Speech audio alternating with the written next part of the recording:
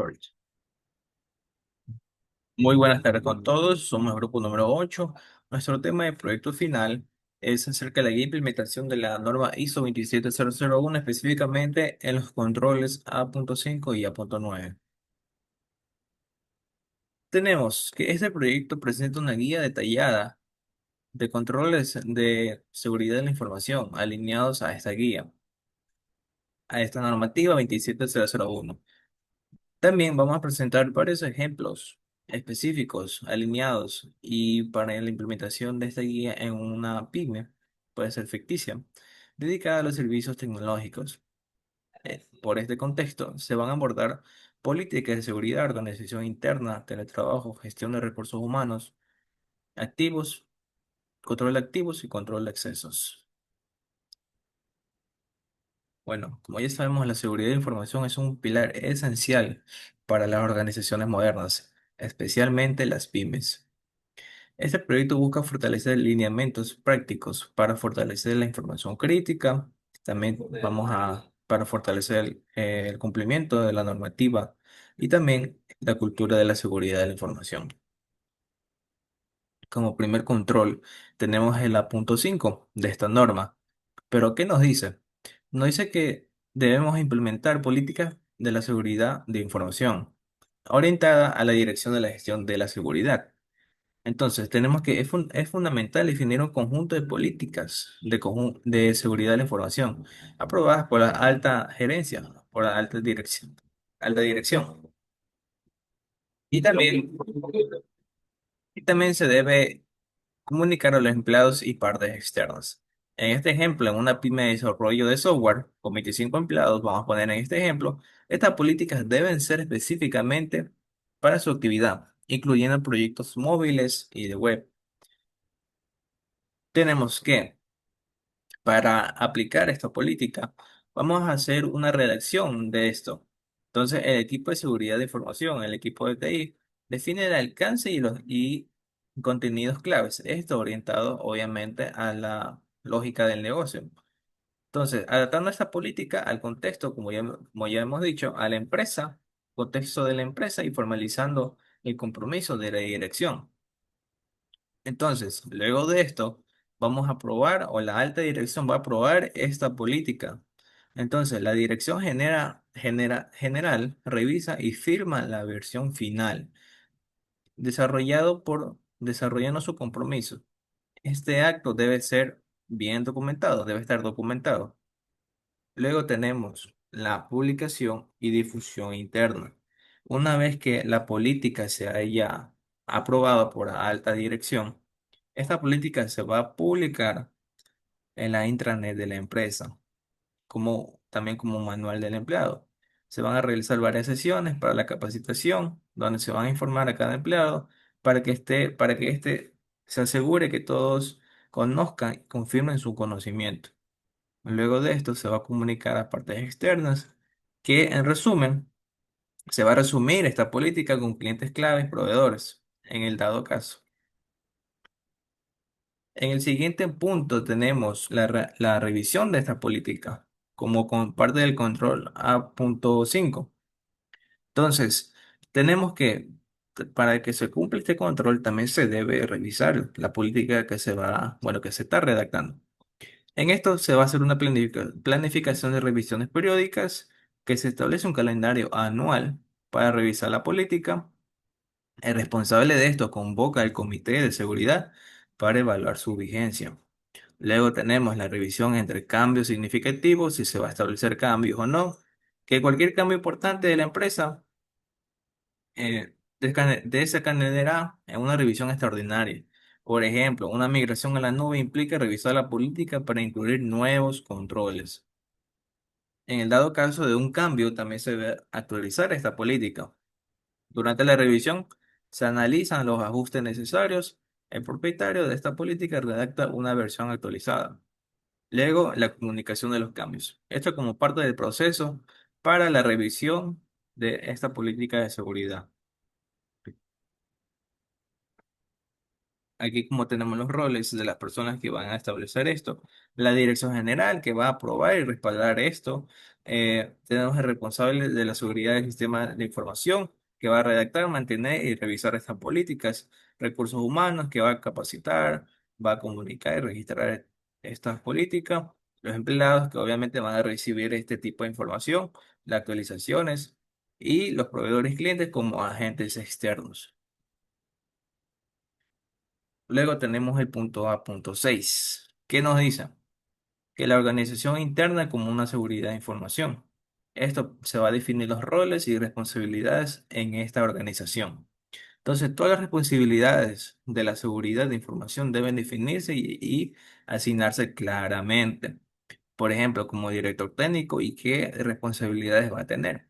En este caso, el director técnico lo que va a hacer es aprobar políticas, asignar recursos, supervisar cumplimiento de estándares de desarrollo de seguro. El líder de desarrollo, ¿qué va a hacer? Implementar controles en código, revisar pull requests, capacitar equipo en desarrollo seguro.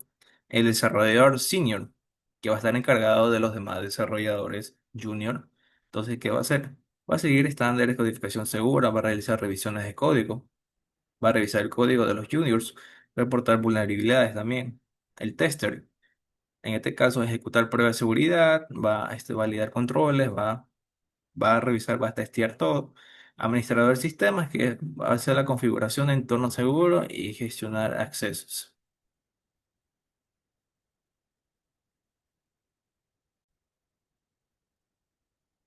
Bueno, entonces para recordar tenemos que en el apartado A.6 tenemos organización interna, tenemos la separación de deberes. Así como ya definimos los roles, estos van a estar definiendo también las responsabilidades y esto va a incluir también la separación de los deberes.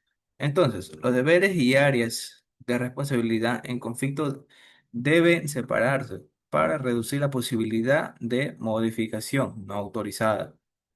Entonces, tenemos separación en desarrollo, desarrolladores no pueden aprobar sus propios commits ni desplegar a producción en este ejemplo. Entonces los testers no pueden modificar código que aprueban. Administradores no pueden desarrollar aplicaciones que administran. También los controles implementados. Revisión de código por partes obligatoria, separación de ambientes, segmentar cosas, desarrollo, testing, staging, producción, diferentes credenciales, etcétera. También tenemos lo que es el contacto de las autoridades. ¿Qué nos dice? La empresa debe mantener contactos apropiados con autoridades relevantes para reportar incidentes. Entonces, por ejemplo, tenemos contactos establecidos, política cibernética, organismos reguladores, esto también estableciéndose en la norma de la protección de datos, la ley de protección de datos que está establecida aquí en el país actualmente, superintendencia de la industria, por ejemplo, dependiendo el tipo de compañía.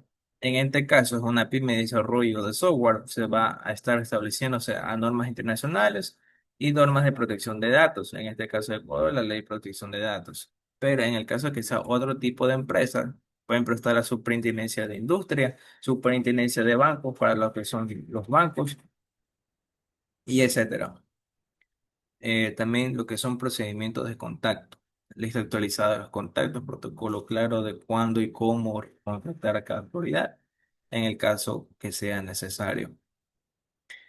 Otro apartado tenemos el contacto de grupos de interés especial, que se deben mantener contactos apropiados con grupos de interés especial en otros foros, asociaciones profesionales especializadas en seguridad. Otro apartado tenemos lo que es la seguridad de la información en gestión de proyectos, que esto va a establecer la información que debe tratarse en la gestión de proyectos y cómo se debe manejar este tipo de información. ¿Qué metodología en este caso, en este ejemplo, la metodología Scrum, que va a incluir historias de usuario, seguridad, sprint planning, verificar el cumplimiento de estándares en definition of done y demostrar controles en el sprint.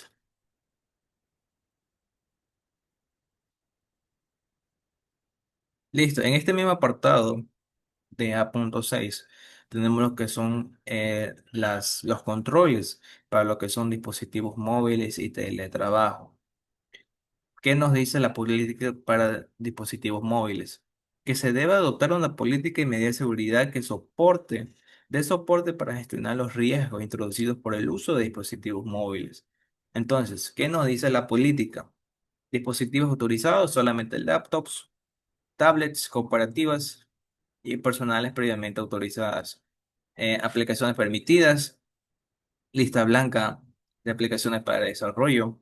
Esto también se establece que dichas eh, tablets o dichos móviles deben estar autorizados previamente por el equipo de seguridad de la información. Deben también estar controlados y que estos dispositivos se conecten de manera segura a través de múltiples controles de acceso, por ejemplo, de nivel multifactor, también por PIN o contraseña. También tenemos lo que son aplicaciones permitidas, lista blanca de aplicaciones para desarrollo o listas negras también. En este caso, que los trabajadores no puedan entrar a ninguna página que no sea la cooperativa. En este caso, que los empleados no puedan entrar a redes sociales. Restricciones, prohibición de almacenar código fuente de dispositivos personales o sin cifrado. También los controles de acceso, como ya hemos dicho, autenticación multifactor por acceso a repositorios y servidores. Dependiendo del tipo de servidor, por qué autentificación o por qué conexión va a utilizar. Si es SSH, en este caso, cómo se va a conectar el empleado, se va a conectar a la VPN de la red cooperativa y quizá de manera segura. Como medidas de seguridad tenemos el cifrado obligatorio del disco duro, tenemos antivirus corporativos actualizados, backup automáticos que se van a alojar en la nube, bloqueo automáticos de pantalla tras inactividad, también tenemos lo que son bloqueos por varios inicios de sesión, por varios intentos de inicio de sesión. Tenemos lo que son prohibición de conexiones Bluetooth y USB no autorizados. Para lo que son USB no autorizados, se bloquean los USBs en cada computadora para que no sea utilizada por el personal o por los empleados. Teletrabajo. En este apartado de teletrabajo que últimamente se implementó, a partir de que el teletrabajo aumentó su nivel después de la pandemia de COVID. ¿Qué nos hizo? Se debe implementar una política y medidas de seguridad de soporte para proteger la información a la que se tiene acceso que es presentada almacenada en lugares de teletrabajo. Entonces, ¿qué nos dice la política? Política de teletrabajo. Eso como ejemplo se va a implementar o se redacta esta política para teletrabajo. Un espacio dedicado con privacidad, conectividad, el uso de VPNs cooperativos obligatoriamente, comunicación, uso exclusivo de herramientas corporativas y los horarios. Que la disponibilidad durante los horarios núcleos para reuniones. Eso también influye en lo que es se pone un horario para que solamente los empleados de dicho área se conecten a tal hora. Entonces, si a partir de solamente se configura lo que son en las redes cooperativas, se configura que el acceso sea de 7 de la mañana a 5 de la tarde. Entonces, también tenemos lo que son controles implementados, que es acceso remoto solo vía escritorios virtuales, monitoreo de conexiones VPN y alertas, lo que son los logs, backup automático de código de desarrollo en casa y formación específica sobre seguridad de esto en el hogar. A continuación vamos a seguir profundizando en este punto, pero ya con el apartado de recursos humanos, que es el numeral A.7.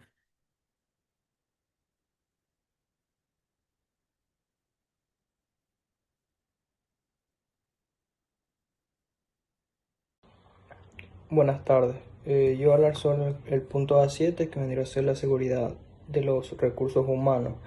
Como el punto A7.1 es antes de asumir el empleo, en este caso la selección, es cuando se hacen verificaciones antecedentes de todos los candidatos a un empleo, en el cual se debe llevar acuerdo con ciertas leyes, reglamentaciones y éticas pertinentes y deben ser proporcionales a los requisitos de negocio y a la clasificación de información de que se va a tener acceso. También tenemos lo que es términos y condiciones del empleo. Esto es cuando el acuerdo contractual con los empleados y contratistas se debe establecer sus responsabilidades y la de la organización en cuanto a la seguridad de la información. Como 7.2 es durante la ejecución del empleo. Aquí vemos lo que son responsabilidades de la dirección, en el cual la dirección debe exigir a todos los empleados y contratistas la aplicación de la seguridad de información de acuerdo con las políticas y procedimientos establecidos en la organización. Tenemos lo que es la toma de conciencia, educación y formación en la seguridad de la información. Esto es cuando los empleados de la organización y los contratistas deben recibir educación, capacitación, información en toma de la conciencia apropiada y actualizaciones regulares sobre las políticas y procedimientos de la empresa. También tenemos que es el proceso disciplinario. Este control se debe contar con un proceso formal en el cual debe ser comunicado para emprender acciones contra empleados que hayan cometido una violación a lo que es la seguridad de la información. Como punto A7.3 es la terminación y el cambio de empleo. Lo que sería la terminación o cambio de responsabilidad de empleo. Esto significa que las responsabilidades y los deberes de seguridad de la información que permanecen válidos dentro de la terminación o cambio de empleo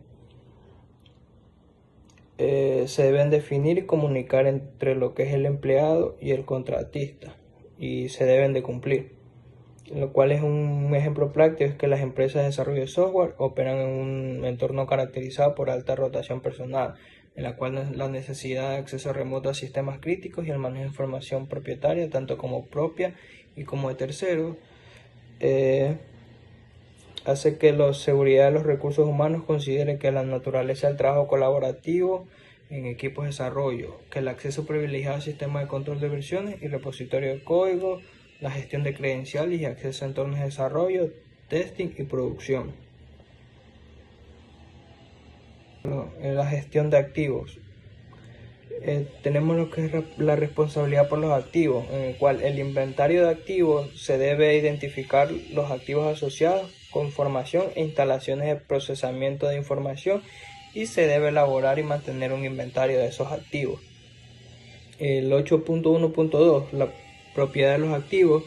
Los activos mantenidos en el inventario deben obligadamente tener un propietario. El 8.1.3 es el uso aceptable de los activos. Este control se debe identificar, documentar e implementar reglas para el uso de información y de activos asociados con información e instalaciones de procesamiento de la información. El 8.1.4, la devolución de activos. Este control es cuando todos los empleados y usuarios de partes externas deben devolver todos los activos de la organización que se encuentran a su cargo al terminar su empleo, contrato o cualquier acuerdo que tenga con la empresa. El 8.2, la clasificación de la información. Este control se desarrolla y se implementa un conjunto de adecuados procedimientos para lo que es el etiquetado de la información de acuerdo con el esquema de clasificación. El 8.2.2, el etiquetado de la información. En este control se desarrolla y se implementan procedimientos para el manejo de activos de acuerdo con el esquema de clasificación y cualquier esquema que esté adoptado directamente por la empresa.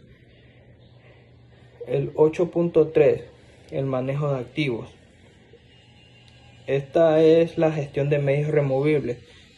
Aquí se debe implementar procedimientos para la gestión de medios removibles de acuerdo con el esquema de clasificación que está estipulado por la empresa. El 8.3.2, la disposición de los medios. Este control se debe disponer de forma segura de los medios cuando ya no se requiera. De esta forma se deben utilizar lo que son procedimientos formales. El 8.3 es la transferencia física de medios. Este control, los medios que se tienen con información se deben proteger contra acceso no autorizado y el uso indebido o corrupción durante el transporte. El A.9, lo que vendría a ser el control de acceso. Aquí vienen a ya entrar lo que es la política de control de acceso, en donde se debe establecer, documentar y revisar una política de control con base a los requisitos del negocio y la seguridad de la información. El A9.1.2, lo que es el acceso a redes y servicios en red. Este control solo se debe permitir acceso a los usuarios de red y a los servicios de red para los que hayan sido legalmente autorizados. El A9.2, la que es gestión de acceso de usuarios. Aquí debemos implementar procesos formales de registro y cancelaciones de registro de usuarios para posibilitar la asignación de los derechos de acceso. El 9.2.2, suministro de acceso a usuarios. Este control se debe implementar sobre un proceso de suministro de acceso formal para asignar o revocar derechos de acceso para todo tipo de usuario, para todos los sistemas. El 9.2.3, lo que es la gestión de derechos de acceso privilegiado. Aquí se debe restringir y controlar la asignación y uso de derechos de acceso privilegiado. Gracias.